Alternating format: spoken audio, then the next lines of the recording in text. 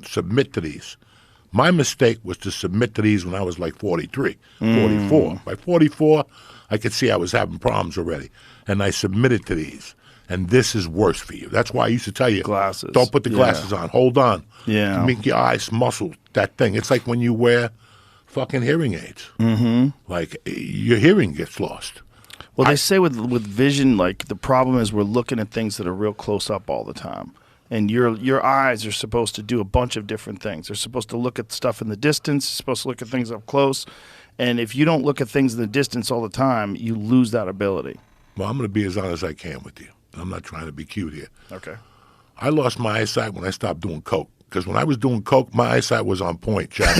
I could see a light from fucking 2 miles away. That light's green. We got to make it. Once I stopped doing coke, my eyesight went right into the fucking shitter. So when I was snorting, I had 20/20 vision. I could see coke rocks and the carpet and shit. Now I can't see shit if there's a coke rock on the fucking floor. So I guess it's blood flow. If you think about it, blood flow to the brain. I mean, doesn't coke give you like a crazy amount of blood flow to your brain? I mean it must. It's a stimulant, I have no right? idea. I have no idea where the blood goes. Joey, thank God I never got into that. No. Thank God I never got into that. And especially now. Like now I see these people that are snorting anything. Yeah. To snort anything today, you got to be fucking crazy. Yeah, you could die. Heroin, these people who put the fucking test. Like if you go to a bar in New York, they have tests. Yeah. Then you Check go in the fentanyl. bathroom and, Yeah. what, are you fucking kidding me? They have to if you don't want to die. Once you test cocaine, it's time to do something different. If you got to test your coke, it's time to do something different. You got to fucking... You know what's going on out here? Ketamine. Everybody's doing ketamine. They do nasal sprays. We had some lady go into a K-hole in the middle of our comedy show. She's fucking falling down like this. And they brought in the Narcan and shit. They were worried that she had overdosed. And her boyfriend's like, no. She's just been doing ketamine. She just did too much. So I did a couple of lines of that one time at the podcast studio. Yeah. And it was okay. I did the podcast. But whoever gave me the ketamine left like a pile of it on the desk, after we did a couple of lines. So he left, and me and Lee were talking. And I go, Lee, what are we going to do with this fucking thing? And he goes, I don't know, throw it away. I go, fuck that. It was about 8:30, 9 o'clock at night. I had done 3 lines maybe, and I was buzzed, but it didn't take me over the top. I did those. Now, I lived 6 minutes from the podcast studio in L.A. When I got to the first light to make the left, I knew it was not going to be a good drive home. It was not going to be a good drive home, okay? I had done too much. And then I got home, and when I put my foot out of the car, that was it. It was lights out after that. And I'm like, I am fucked up. What do you mean, like, lights out? Like, in what way? Like, I was fucked up. I don't know what was going on. It's a different kind of fucked It's up, right? It's a different type of fucked up. And then I went in the house, and God damn it, my wife is awake. Oh, no. Now I got to talk to her. Oh. So I ran in my office, and I'm in there 15 minutes getting higher and higher. Oh, no. And shit, my body's feeling weird. And I go, I better go out there before she comes in here. Right. And she was watching True Crimes? Detective, whatever, that, on HBO. Oh, okay. And it was the dude from The Green Book and the other guy. The Green Book. The brother, the guy who won he was in the book, The Green Book, with the guy who drove him in the South. He played the piano player. Anyway, it doesn't matter.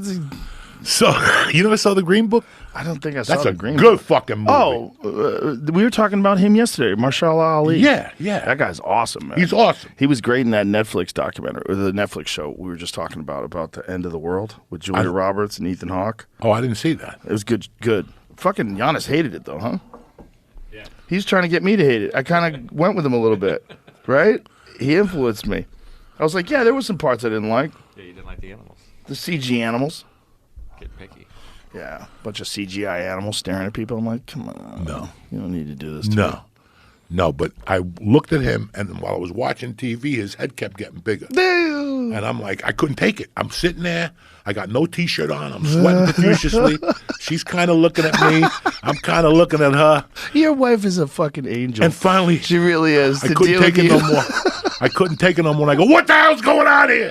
And she's like, what? I'll change it. She didn't know. I told her the next morning. I said, let me tell you something. When I came last night, I was not doing too good. You know, people think that you fuck around. Like when I was living in L.A., people think like you fuck around and you don't have everybody always thinks like I just got high and had no fucking consequences. I just never told you about what I dealt with. You know, one night I ate mushrooms and I went home and the fucking mushrooms hit. I didn't know. I ate like 3 little fucking things at the office. The mushrooms hit. And that's the day The Exorcist came on. And I had to watch it. And I'm like, what the? And I finally ran into the room and put the blankets over my head. It was too fucking real.